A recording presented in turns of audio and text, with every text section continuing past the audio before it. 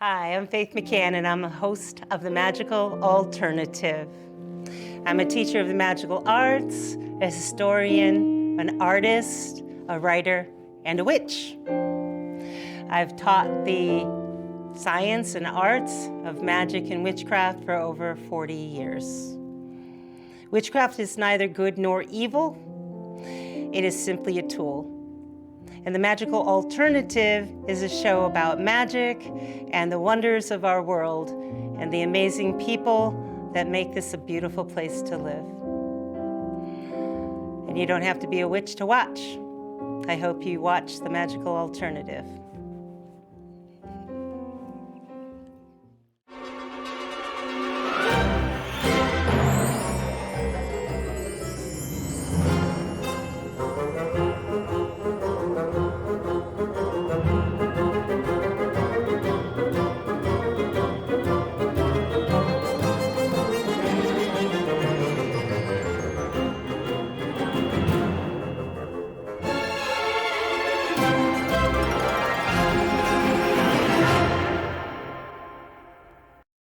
This is our December episode. We've almost made a year. How you doing, Miss Laurel? Good, how are you? And let's give a hand to our band, November Sound. Yay! All right. And tonight, our guests will be, during our book review, we're going to be discussing The Witch's Bible, and I'm so excited to have with us the author herself, Ms. Janet Farrar.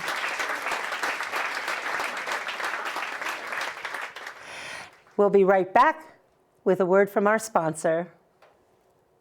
Hi, I'm Faith McCann, the host of The Magical Alternative. I really hope you've been enjoying our show. Have you checked out the other interesting, entertaining, and informative shows here at Community Voice Channel? Local government, religion, and entertainment right here in your home or on your personal digital device. Well, public access television is in danger of being canceled. I know, that's right. Government funding is being cut, and we want to continue giving you the shows that you enjoy. You can show your support by scanning this QR code with your smartphone and make any size donation. All donations go to keep your favorite shows coming to you every month.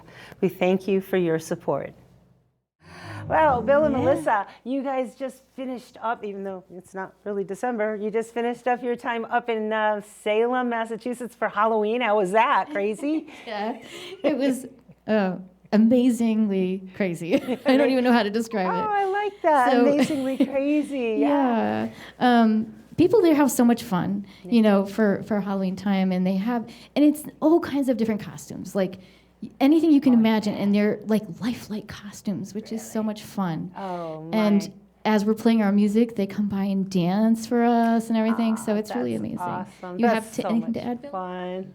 Well, around here, people will dress in a costume that's, them. Yeah. But in Salem, the costumes go up into the sky. People are on stilts. They're on unicycles. There are these wow. monsters hiding up in the trees. They're up on stilts. They're hiding in the trees. They reach down and grab people as they go by. Wow. And then there's like Melissa was saying, there's those people that have the actual Hollywood makeup, which is Wow, wild. that's amazing. That's awesome. That must have been so much fun and a lot of people. Yeah, it's so much fun and chaotic and crowded, but once a year, it's definitely worth the trip down. I would suggest awesome. it. Yeah. No, good for you. That's great. Wow, thank you. And thank you guys. That's awesome. There's so many holidays that are celebrated in December. We have, I've got a list here. I just tried to get as many as I could from the Advent season. We're going to read a number of them, and then we're going to go into a little bit more detail. Everything from the Christian holidays to Indian holidays, Mexican, American, Latino holidays, pagan, Wiccan holidays, Jewish holidays, African American holiday. Why don't you read some, Miss Laurel, and I'll discuss a little bit about them. So, what do you got? Well, let's see. What do we got here? We got Well, the Advent season. Let's start with the Advent season. Okay, well, you know? this year is December 1st to the 24th. Right. I think it's always the December 1st Right, to the 24th. right. You know, I want to just say, first off, the winter solstice usually is the origin for many of these, but not all. Some of these are religious, not all. Some are secular. But the winter solstice, which is the longest night and the shortest day, it tends to be the origin of a lot of these holidays where ancient man was in the grips of winter. It's very cold, very difficult to survive and keep food throughout a very long period of time where you couldn't grow food, you couldn't go to a store. So having a shift in the season where the sun comes back and the days get a little bit longer, imperceptible to us, but ancient man could kind of determine it was a very special time. Right. So Advent, that is a Christian holiday, and it's followed by a lot of Christians. Candles are a big part of the Advent season, and Advent actually means arrival. And in this particular holiday, from what I've researched, because I'm not Christian, I'm not going to pretend to be, but from what I have researched, it means both preparing for the celebration of Christ's birth and also at the same time the second coming of Jesus Christ. So I think that's kind of magical in itself. Yeah, right? Yeah. Two different things at once. Candles are part of the Advent season, burned a little each day as part of the evening meal. Right. And you mentioned something about calendars. Yeah, now they have, the Advent calendars where, each day of December you can open up the little door and it has either a chocolate or a little... Chocolate? Yeah, Chocolate? You know how we like chocolate. Really? Or a little know gift that. or a little something or other. really? They I have like them. that. They have them now with stones in them. You can get them with stones. Oh, the for crystals? That's cool. Yeah. So those are fun. The next one, the Feast of St. Francis Xavier on December 3rd, is Christian, also Catholic. St. Francis Xavier was a missionary in Japan. The next one, Feast of the Immaculate Conception, a Christian Catholic celebration on December 8th. Now, I would assume the Immaculate Conception, that would be like the Virgin Mary. You would think. Getting right? pregnant without a sperm donor. I guess so. I guess that's what it is. So... Some of these, as you can see, we don't really know too much about because we don't really practice these. But we're learning, and if anybody has any information, please contact us at magicalalt1818 at gmail.com. At gmail.com. Thank you. I have information for you. What is that voice? God. It's the voice of God. It is the voice of God. Oh, no. The voice of God? Wow. The Immaculate Conception is actually a Catholic dogma that came around the 1800s. It was celebrated for centuries prior, but it only became dogma until the 1800s, and it is actually when Mary was conceived by her mother Anne, because the church did not feel that Mary could have been born with original sin and then give birth to the Savior of the world.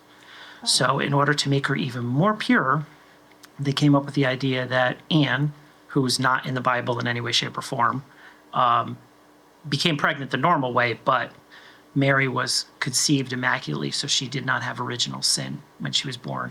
So that way there she was a quote-unquote proper vessel to carry Jesus. We learn something new every day. And that is Mark, our director. Thank you very much, Mark. I did not know that. That's awesome. We learn stuff all the time, and I love that. I love learning new things. Thank you. Thank you. Director, AKA Voice of God. That's cool.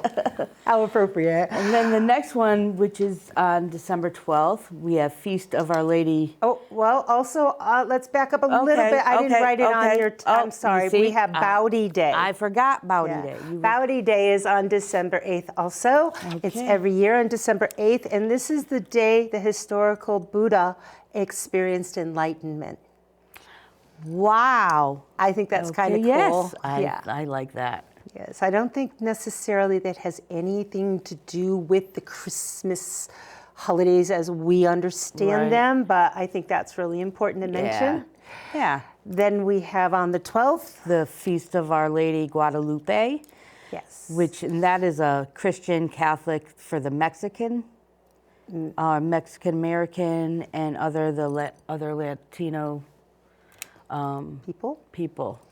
Yes, and we'd have down here, we can believe down see, there. we have a white candle in front of Virgin Our Lady of Guadalupe statue. There's a lot of statues Right.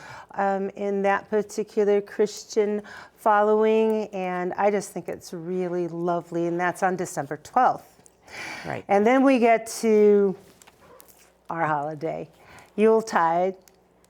And Yuletide is traditionally held between the 20th and the 24th. You do need to look on your calendar every year to see when the winter solstice falls. Some people feel that Yule is always on the 21st of December.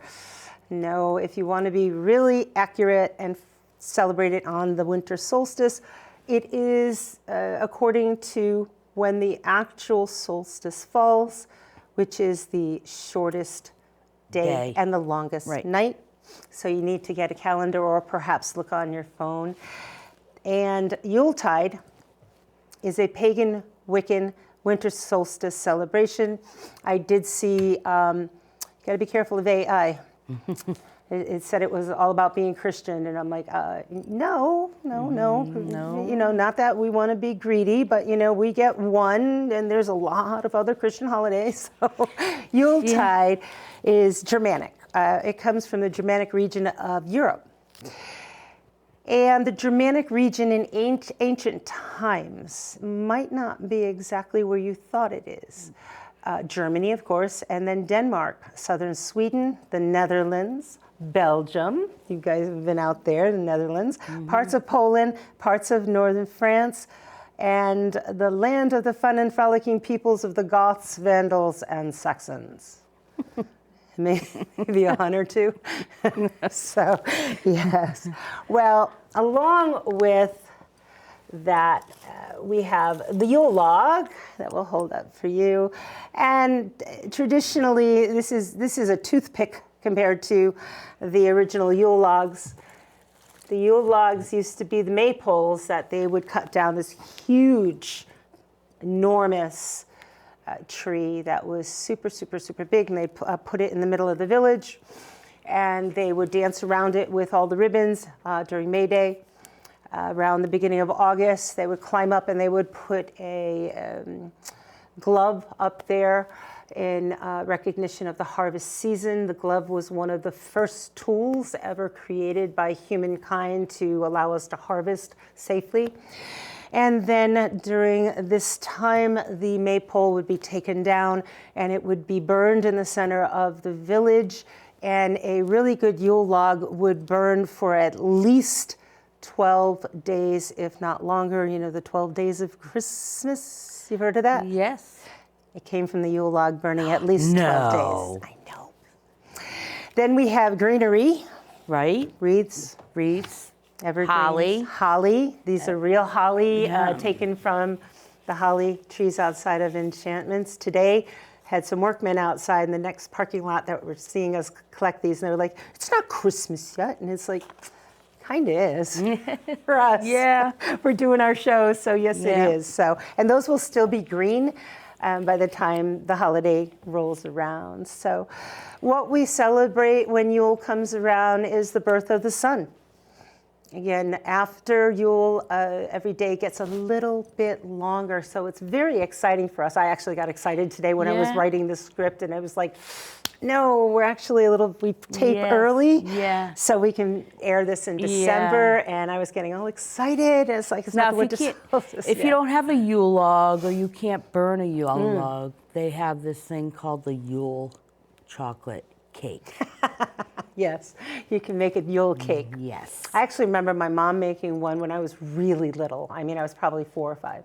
And I remember her making the Yule cake, and it's one of those cakes that you put in the cookie sheet and then you bake. It's very, very thin, and then you put put frosting or Yeah. whipped cream, And then you roll it up. Right. And then you cover it, and Right. so much fun to make. Yeah. Fun to make with the kids. You can always Yep. find a recipe online. They're everywhere. So a Yule log cake is just as nice if you can't burn wood safely in your place of residence. So, and it's not necessary. Please, I want to say that regardless of what traditions and things you might find online may say, if you can't do something safely in your place, you can't burn incense, you can't burn a Yule log, there's certain things you can't do, then don't do it. It's not necessary. The world will not come to a screeching end if you Right. don't burn a Yule log. Right. And if it's dangerous to do so, then don't do it. Right. Yeah. So mankind in the ancient world would celebrate Yule by having grand, huge bonfires and large feasts, eating the meats that they had slaughtered during the late fall celebrations and preserved by salting usually, and other preserved foods. And it's interesting where the gifts, everybody has ideas where the gifts of the holidays come from. It really comes from the ancient Romans during Saturnalia. And during the celebration of the winter solstice, they would give small gifts to one another, and it would be what we call sympathetic magic. Right. Because sympathetic magic is when you do something and in return, something comes back to you.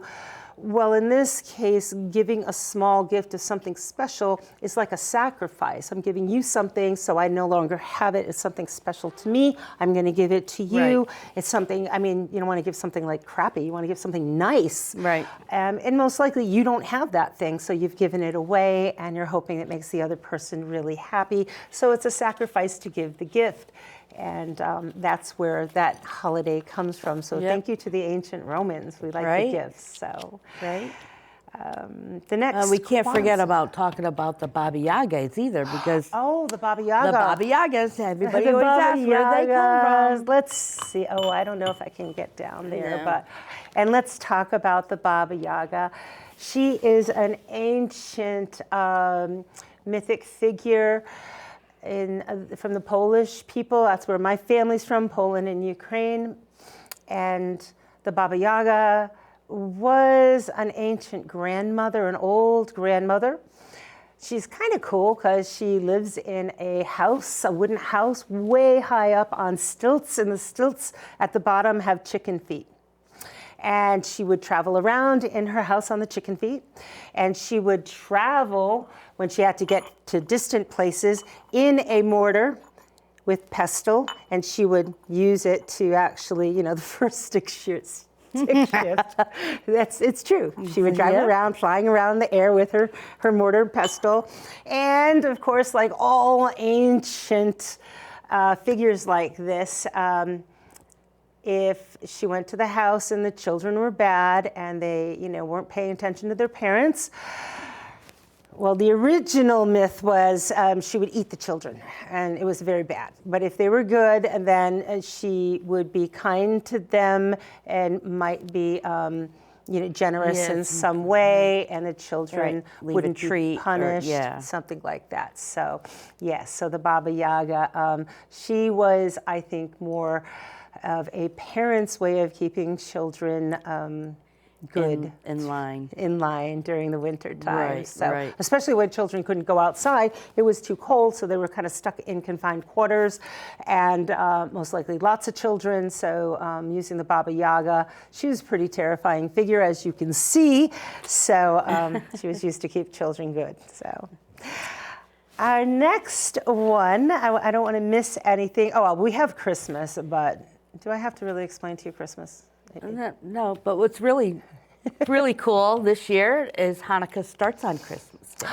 Well, the night The night before. Yeah. the night before, yeah. because I think Hanukkah is from the 26th of December, but the night before is when they recognize, I think, the Right. first candle. As you can Yes. see, we have a menorah, and you can see the blue and the white, which are the common colors of the Hanukkah season.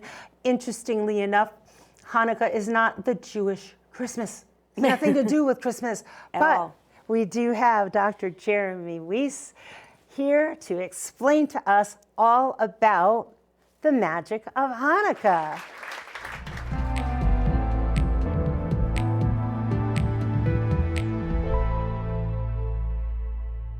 Tonight we're going to be talking about Hanukkah. No, it is not the Jewish Christmas.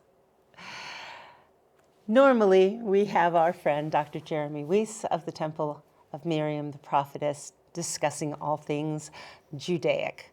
But he was not able to be with us tonight. We miss you, Dr. Jeremy, but I'm going to stand in and I'm going to do my best to explain to you what Hanukkah is and what Hanukkah is not. First off, it is not the Jewish Christmas. Even though it tends to fall between November and December at the end of the year, it is a celebration of Jewish military victory. You'll see a few things on our table which are symbolic of the Hanukkah celebration. It's an 8-day celebration, and as I said, it represents a Jewish military victory. The victory represents when the Maccabees fought a war against the Greek-Syrian army. Their victory is recorded in the first and second book of Maccabees, and it celebrates the Jewish freedom from oppression. Now, when the Maccabees fought the Syrians, it was a fierce battle, and the Syrians had occupied the second temple, Solomon's temple. Well, this was the second temple. They had occupied it, and while they were inside the temple, they desecrated it terrible ways. They had smashed everything. They had slaughtered swine, pigs inside. It got pig blood all over everything, which is a horrible desecration to a Jewish temple. Everything was just trashed. So when the Maccabees were able to return to the second temple, they needed to cleanse and rededicate the temple. Once they got in and started cleaning and trying to salvage something, they looked around because it was of their custom and their tradition to have an oil lamp burning all day and all night, all the time, as part of their sacred tradition. Except they couldn't find any oil. All the lamps were smashed.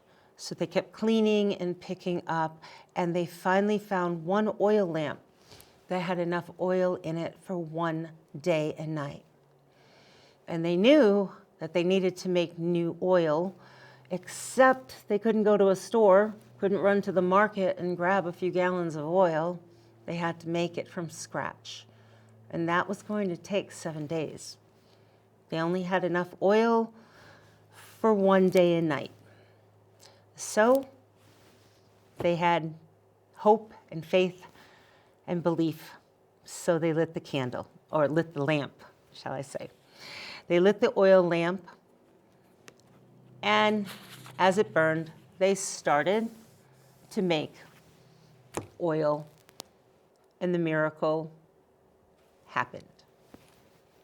And the miracle was that one oil lamp, the menorah, which is Jewish for lamp stand, continued to burn for 8 days and nights. And they truly believed that that was a miracle from God, or Hashem. And many times you will see a menorah that has 6 and 1 in the middle. But at this time of the year, you have what is called a Hanukkah, which is 4 on either side, with one that is a little bit offset in the center. And this is the Shemesh, which is the helper candle. Now, if I'm mispronouncing, please forgive me.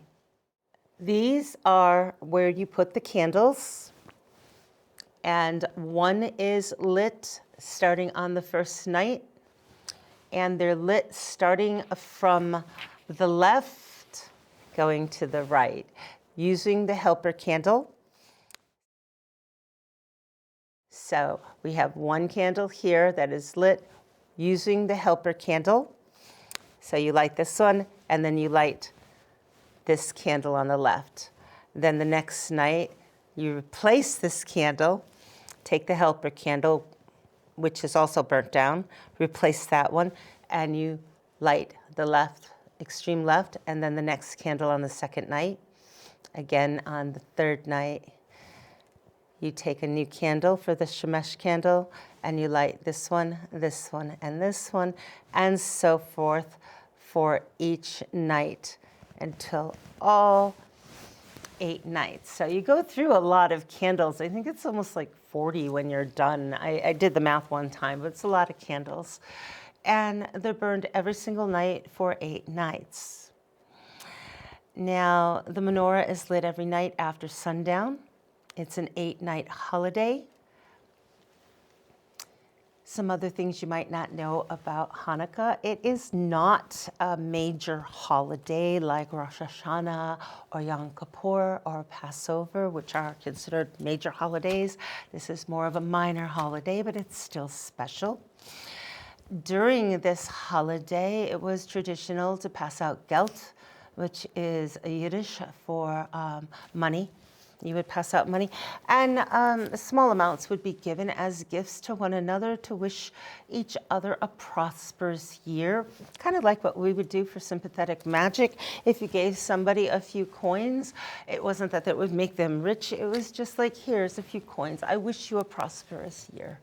I'll give you a few coins so you'll have a prosperous year. Eventually in America, with the introduction of Christmas and the gift giving and all of that, many Jewish families decided to start giving small gifts at Hanukkah because the children, of course, saw their friends getting gifts, and it's not traditional to really give big fancy gifts. If you do give gifts in a Jewish household around this time, it's usually small, practical gifts, socks or underwear or something small and necessary, because the focus is more on the significance of the holiday and not the gifts themselves. Hanukkah dishes are fried. The foods that you eat, the significant foods that you eat, like the latkes, the apple fritters, the jelly donuts, which are called safganiyot, which I probably mispronounce, and that is to remember the symbol of the miracle of the oil that lasted for 8 days and nights. So the fried foods like the latkes, which are potato pancakes, really amazing. I hope you understand a little bit more about Hanukkah this year. Thank you very much. And we'll have Dr. Jeremy back for more interesting Judaic magic next time. And now we want to finish up with a few others. We have Kwanzaa, founded by Maulana Karenga, American activist and author. It's a way to celebrate African heritage and unity among African Americans, and it's a harvest gathering holiday. Now, of course, I don't know anything about Kwanzaa, so I tried to read up as much as I could find. It is said to be an ethnic but not a religious holiday, and it is celebrated by African Americans of all religions or no religions. And it is said that Maulana Karenga he founded Kwanzaa with 3 purposes in mind: to reaffirm and restore African heritage and culture, to introduce and reinforce the 7 principles referred to as Nguzo Saba. I apologize if my pronunciation is incorrect. And 3, to serve as a nationally celebrated communal and non-heroic holiday. Now, Kwanzaa starts on December 26th and goes until January 1st. And I believe, we have the Feast of Our Lady of Guadalupe. We discussed that a little bit before. Right. That is on December 12th. Now, yes, it does reference the Christians and Catholics from Mexican and Mexican American Latinos.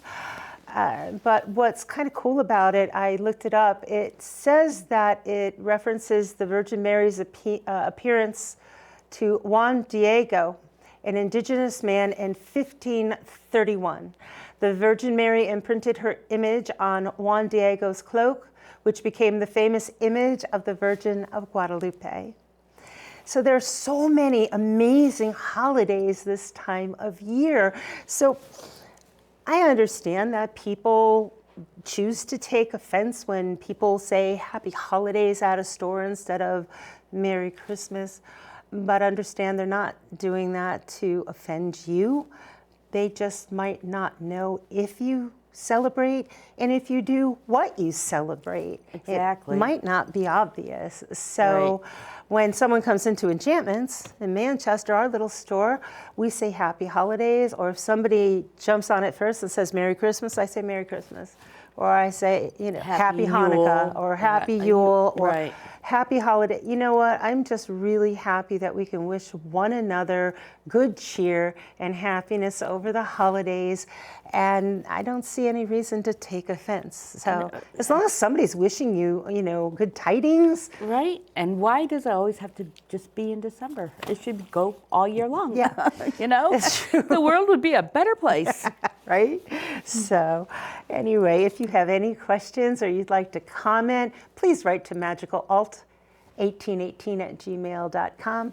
The address is right here. We would love to hear from you, and we would love to respond or maybe even answer some of your questions here on the Absolutely. show.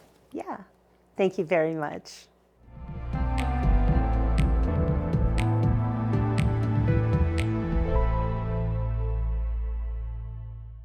And now, November Sound. Give them a hand, everybody.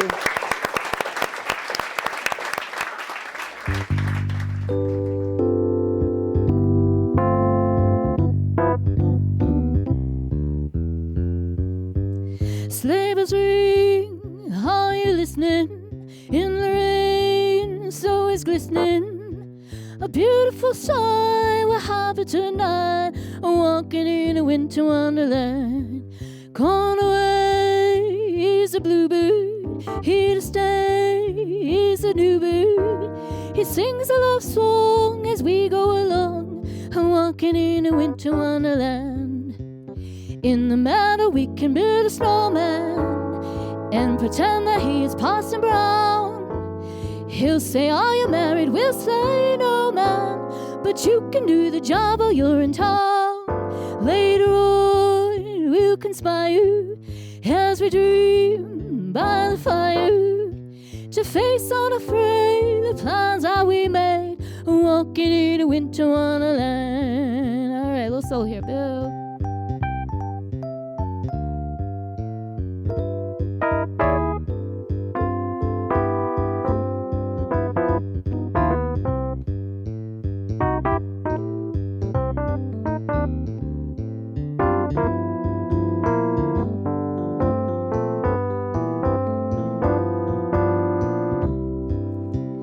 In the meadow we can build a snowman and pretend that he is Parson Brown. He'll say, are you married? We'll say, no, man, but you can do the job while you're in town. Later on we'll conspire as we dream by the fire to face unafraid the plans that we made, walking in a winter wonderland.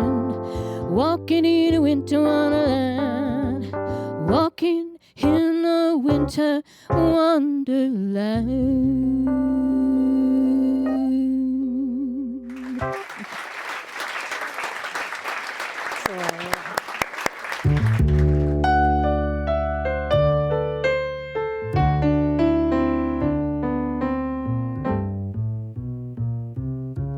There's no place like home for the holidays. 'Cause no matter how far away you roam, when you pine for the sunshine of a friendly gaze, for the holidays you can't be home sweet home. I met a man who lives in Tennessee, and he was headed for Pennsylvania and some homemade pumpkin pie. From Pennsylvania, folks are traveling down the Dixie sunny shore.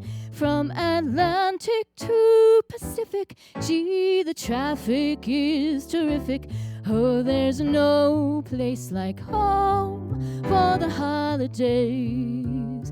'Cause no matter how far away you roam, if you want to be happy in a million ways, for the holidays you can't be home. The holidays you can't be home. The holidays you can't beat home sweet home.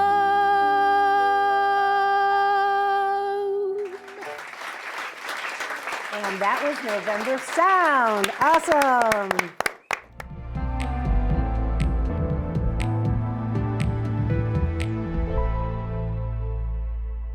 And tonight, I'm so excited to have with us for our book review the author of The Witch's Bible that came out in 1981, Ms. Janet Farrar.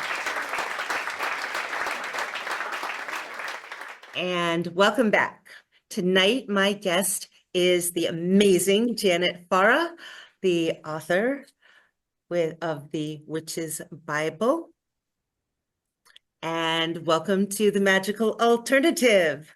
Ms. Farrar, how are you? You want to know about festivals and about the book.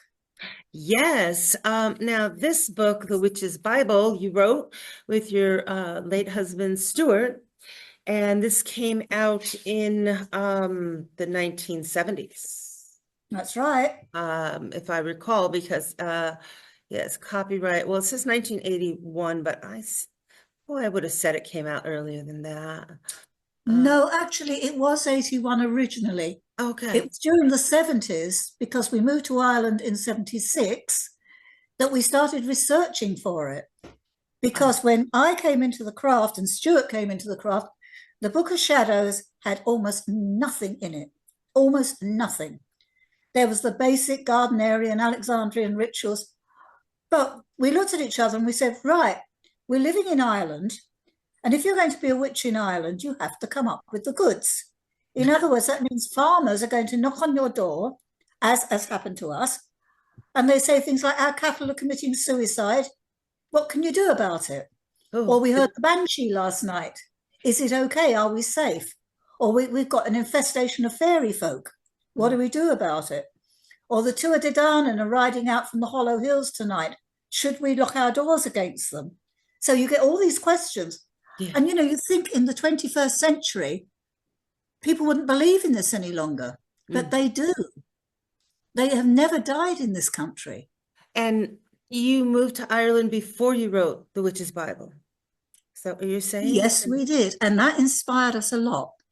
Because, as I said, there was very little in the way of country relating to the rituals, to the seasons, in basically the Book of Shadows. And you cannot have shadow ritual, Book of Shadow ritual, without relating to where you live. And Ireland was rich in history, rich in mystery, and rich in folklore. And so Stuart and I spent a whole year researching, going to places, experiencing things, talking to people. And out of that came The Witch's Bible. And we ourselves, we did hear the banshee. And we, as I said, experienced the fairy folk. God bless them, Goddess bless them. Yes. We've always left out the offerings for them. And at Samhain, we have now the festival over here as it used to be, because what got imported into this country, a lot of the country people say, no, it's spoiled it, it's too American. Kids didn't use masks to run around, that you bought from shops. They made them themselves. They carved pumpkins themselves. They carved jack-o'-lanterns themselves. And they would go from door to door, and it would be trick or treat. And if somebody couldn't afford a treat, the children would give them the treat. And so it was a two-way thing. It was reciprocal. And the original legend was that they're not children. These are the people of the goddess Dana. These are the fairy folk knocking on your door, which I think is charming, absolutely charming. I love that. But of course, children have caught up with the Americanization of it. And a lot of the old things associated with Samhain have gone out the window. I mean, I don't know if you still see that in America, but over here in Ireland, Dad used to hang an apple from the ceiling. He'd tie it to something, and you'd have your hands tied behind your back, and you had to bite and catch the apple with your teeth. And whoever managed to bite the biggest bite won the prize. They have something called bobbing for apples here. It's the same thing with your hands behind your back, but in the they're water. in a bucket of water, and they take the stems off of it. It's not fun.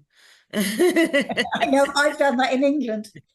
But unfortunately, face full of one water. thing that's happened over here is health and safety. Yeah. And because of that, at one time, we have a cake over here called barmbrack. It's like a loaf full of raisins and currants and everything else. And it's very tasty. But in the old days, it used to contain certain things. Old sixpenny piece or a coin, a rag, a piece of tied up rag, and a safety pin. Oh. And you didn't know what you got. Oh, and a sixpence. Yeah, of course, a sixpence, the silver coin. You didn't know what you got until you bit into it. But of course, health and safety have said, no, you can't do this any longer. We're going to kill our children by letting them bite into this. It reminds me of the old English plum pudding. Very much the same thing. Bake a number of things in there. I've done that, but that's very strong. Too strong for my mild palate. Yours sounds better. Oh, I love plum pudding. But the little pieces, those are like charms or wishes, divination, maybe. Oh, I see. And that was done at Samhain. Yeah, it's called barmbrack. It's like a bread with currants. Oh, all right. It's very tasty, actually. But you do have to be careful because, especially as we get older, you bite down, you've broken the tooth on the coin. Yeah. Well, I would tell people with the plum pudding, you take your little portion and then go through it until you find your piece of whatever gift is in there, and then put that That's aside. cheating. Well, I don't want anybody to choke or break a tooth, like you said. So I'd rather cheat, because hopefully or if they don't get anything, they don't get anything. So, but they take the scoop, put it on the plate, and then, but like you said, you got to be safe. So that's how we started, basically, looking into festivals over here. Yeah. And there's so many of them. There's Puck Fair, which actually I've never been to. And I think it's a bit cruel, actually. And Puck Fair is where it's a horse fair for horse traders. But they go up into the mountain and they capture a billy goat.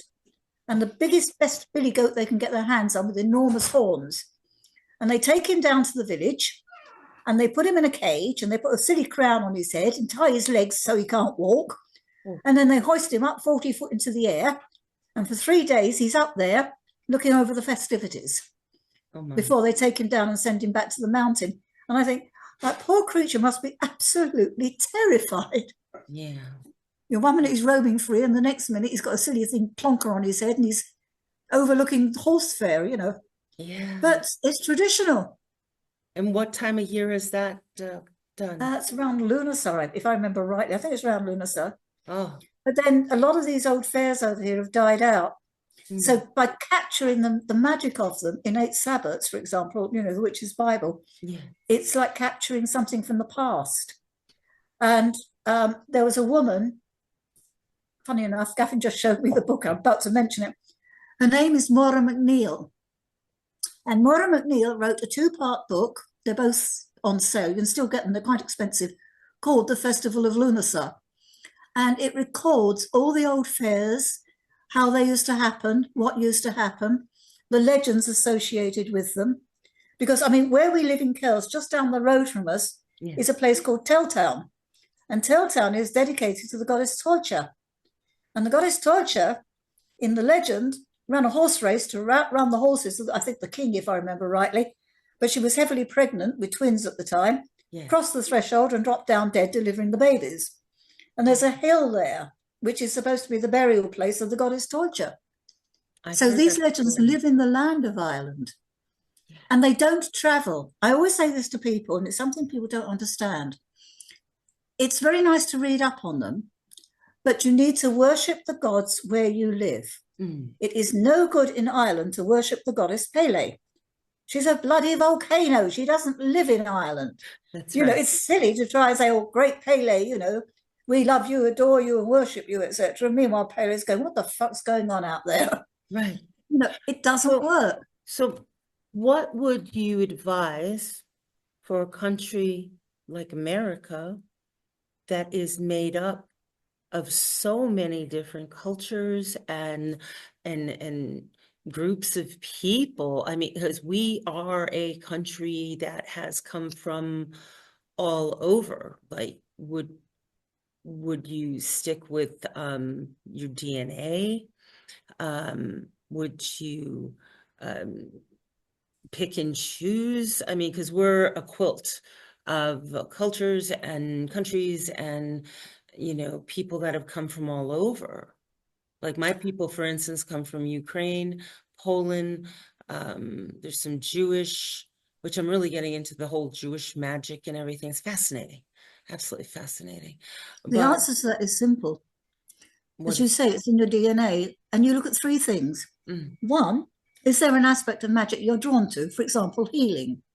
And if you're drawn to that, then look at what the healing gods, either Asclepius, for example, or Apollo, if you're looking for a masculine, the goddess Breathe, if you're looking for feminine, etc.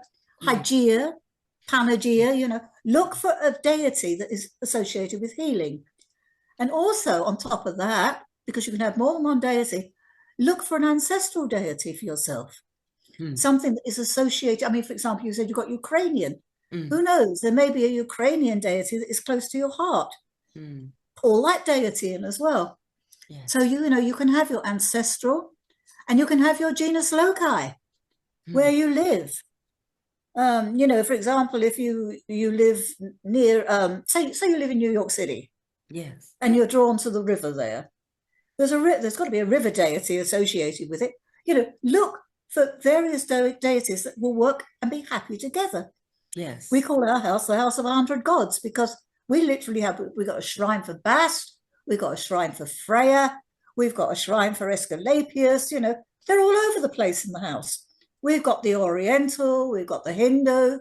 You said that a long time ago when I first met you. You mentioned that to me. I thought that was fascinating that you have different gods and goddesses throughout the house. You said the house of 1,000 gods or goddesses, but you also made a point of saying you tend to keep certain ones away from each other.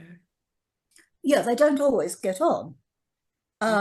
So you know, you're careful where you put them. Freya has her own place. She likes to be where the light is, so she sits in the window. It's light, it's fresh, you can watch the seasons. Whereas Bast sits here with the, and another statue of Freya, sits on the cat altar. The cats have got their own particular altar. We have the Hindu who are, where are they? Oh, they're just behind Gavin. We've got the Egyptian. Where are they? They're all over the place. We got the Greek in the cupboard, etc. So they're all over the place in their own specific areas where they're happy to be. And Well, if they don't get on, we move one lot from one room to another room. Yeah.